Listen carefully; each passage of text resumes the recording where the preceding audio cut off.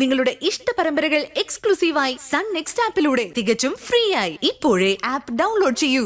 ഓ, അപ്പൊ അമ്മയും മകനും തമ്മിൽ അത്രയ്ക്കുള്ള ബന്ധമേ ഉള്ളൂ അല്ലേ? ഞാൻ വിചാരിച്ചത് ദൈവത്തിന് പോലും അമ്മയും ഇന്ദ്രനെ തമ്മിൽ പിരിക്കാൻ പറ്റില്ലെന്നാ. നീ എന്നെ കളിയാക്കൊന്നും വേണ്ടടി. നിന്റെ ഭർത്താവിന്റെയും പോക്ക് എങ്ങോട്ടാണെന്നൊക്കെ എനിക്ക് മനസ്സിലായി. അതൊന്ന് ഓർമ്മിപ്പിച്ചതാ ഞാൻ. എങ്ങോട്ട് പോകുന്നതോ? നീങ്ങ, എനിക്ക് ഓഫീസിൽ പോകാൻ ടൈമായി. വേം വാ. നീ എന്തിനാ വെറുതെ ആവശ്യമില്ലാത്ത കാര്യത്തിലേക്ക് ഇടപെടുന്നേ? നടക്കങ്ങോട്ട്. ഒരു ഭാര്യയും ഭർത്താവും വന്നിരിക്കുന്നു. ഇന്ദ്ര, അമ്മ ചായ കുടിച്ചോ? നിനക്ക് തരാതെ ഞാൻ കുടിക്കൂ ഇന്ദ്ര? നിനക്ക് വേണ്ടിയല്ലേ ഞാൻ ജീവിക്കുന്നു പോലും.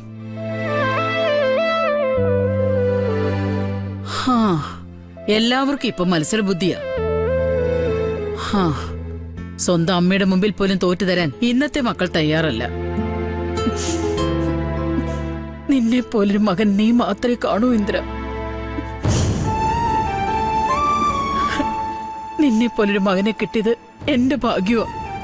എന്റെ മാത്രമല്ല, നിന്റെ കൂടപ്പറപ്പുകളുടെയും കൂടി ഭാഗ്യമാ. ഈ കുടുംബത്തിന്റെ പുണ്യമെന്ന് തന്നെ പറയാം. അങ്ങനെ പറയാൻ പറ്റുമോ അമ്മേ?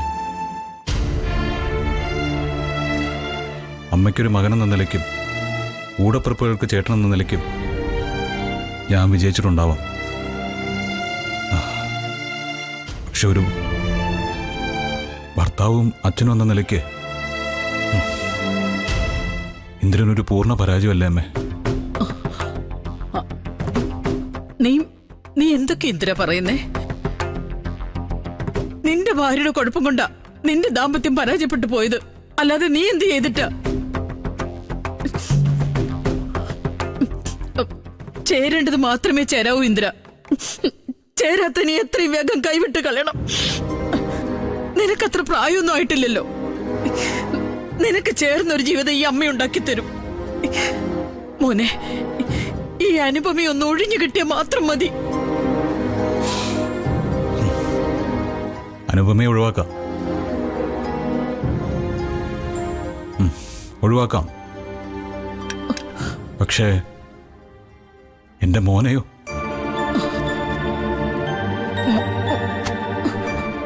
പുതിയൊരു ജീവിതത്തിന് വേണ്ടി എന്റെ മോനെ ഞാൻ ഒഴിവാക്കണോ അമ്മേ? ഒഴിവാക്കണോ? മോനെ ഇന്ദ്ര,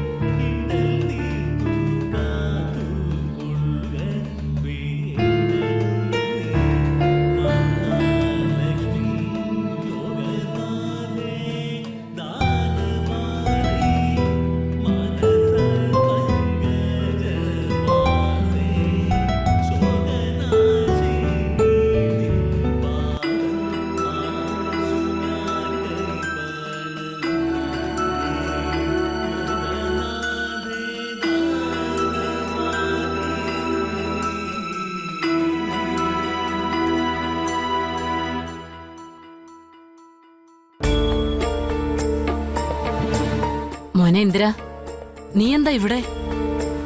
ഞാൻ ഭാനുമ്മയെ കാത്തു നിൽക്കായിരുന്നു. ഭാനുമ്മ ഈ സമയത്ത് ഇവിടെ കാണുമെന്ന് എനിക്കറിയായിരുന്നു. ഞാൻ വിചാരിച്ചത് എന്നെ കണ്ട ഭാനുമ്മ മുഖം തിരിച്ചു പോകുന്ന. അയ്യോ, ഭാനുമ്മ അങ്ങനെ ആരോടും വെറുപ്പും വിദ്വേഷവും മനസ്സിൽ കൊണ്ടു നടക്കുന്ന ആളല്ല. പ്രത്യേകിച്ച് നിങ്ങളെയൊക്കെ അകറ്റി നിർത്താൻ ഭാനുമ്മയ്ക്ക് പറ്റുമോ? കുറച്ചു ദിവസമൊക്കെ കാണാതെ മിണ്ടാതെയൊക്കെ നടക്കും. പിന്നെ മനസ്സ് കേൾക്കാതെ ഭാനുമ്മയെ ആട്ടിപ്പായിച്ചിടത്തേക്ക് വീണ്ടും വരും.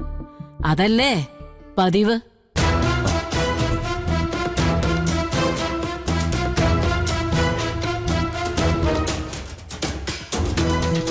എന്നോട് ക്ഷമിക്കണം ഭാനുവമ്മേ, ഒന്നും മനഃപൂർവ്വമല്ല. ഓരോ സാഹചര്യത്തില് അപ്പോൾ ഓരോന്ന് കാട്ടിക്കൂട്ടുന്നതാ. ഭാനുവമ്മ കുടുംബത്തിന്റെ നല്ലതിന് വേണ്ടി എന്തും പറയുമെന്ന് എനിക്കറിയാം. പക്ഷേ അമ്മ അതൊന്നും അംഗീകരിക്കാതിരിക്കുമ്പോ ഞാൻ എന്ത് ചെയ്യാനാ? നീ ഇപ്പോഴും അമ്മ വരച്ച വരയിൽ നിൽക്കുന്ന ആ പഴയ കുട്ടി തന്നെയാ ഇന്ദിര. അവിടുന്നൊക്കെ ഒരുപാട് വളർന്നെന്ന് നീ ആദ്യം മനസ്സിലാക്കണം.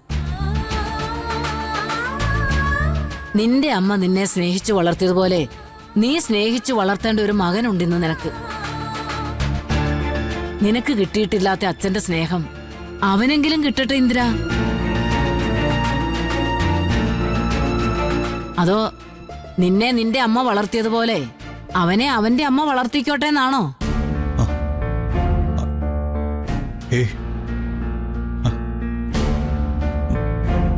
അങ്ങനൊന്നും അല്ല ഭാനുവമ്മേ. വിച്ചുമോൻ അവന്റെ അച്ഛന്റെ സ്നേഹവും പരിചരണവും എന്നും ഉണ്ടാവും.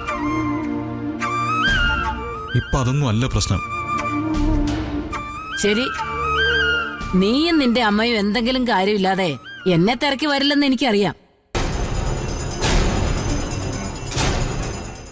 നീ കാര്യം പറ ഇന്ദിര. ഞാൻ എന്തെങ്കിലും നിനക്ക് വേണ്ടി ചെയ്യേണ്ടതുണ്ടോ? അത് ഭാനുവമ്മേ, സത്യം വീട് വിട്ട് പോയതിൽ എനിക്ക് നല്ല വിഷമമുണ്ട്.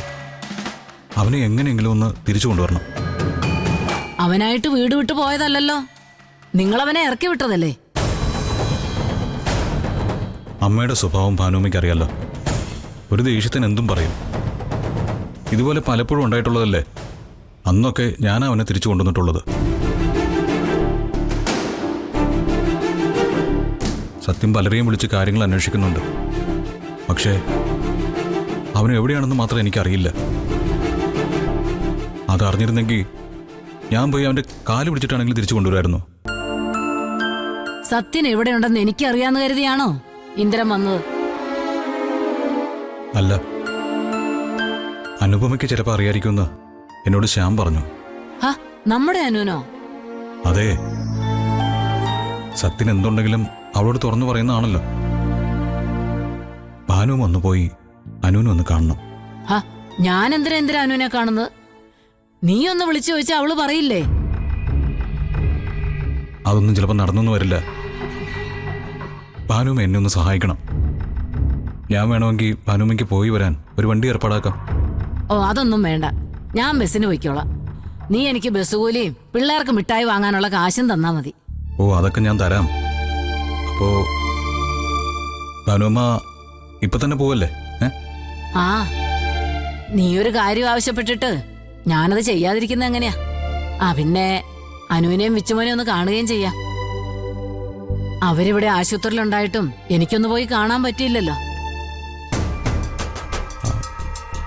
പിന്നെ ഭാനുമ്മേ, അനുവിനെ കാണുമ്പോ ഒരു കാര്യം കൂടി ഭാനുമ്മ അവളോടൊന്ന് പറയണം. എന്ത് കാര്യമാ? അത് പിന്നെ ഞാൻ എൻ്റെ ഷോപ്പ് സച്ചി സാറിൻ്റെ കമ്പനിയിൽ പണയം വെച്ചിട്ടാ സോനയ്ക്കെതിരെയുള്ള കേസ് ഒതുക്കി തീർത്തെന്ന് ഭാനുമ്മയ്ക്ക് അറിയാലോ. കട പണയം വെക്കുമ്പോൾ അനുപമയുടെ ഒപ്പുകൂടി വേണമെന്ന് അവരന്ന് പറഞ്ഞിരുന്നു. ഇതുവരെ അനുപമ അത് ചെയ്തു തന്നിട്ടില്ല.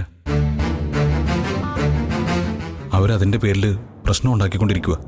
ഭാനുമ്മ എങ്ങനെയെങ്കിലും അനുപമയോട് പറഞ്ഞ് ആ ഒപ്പൊന്ന് മേടിച്ചു തരണം.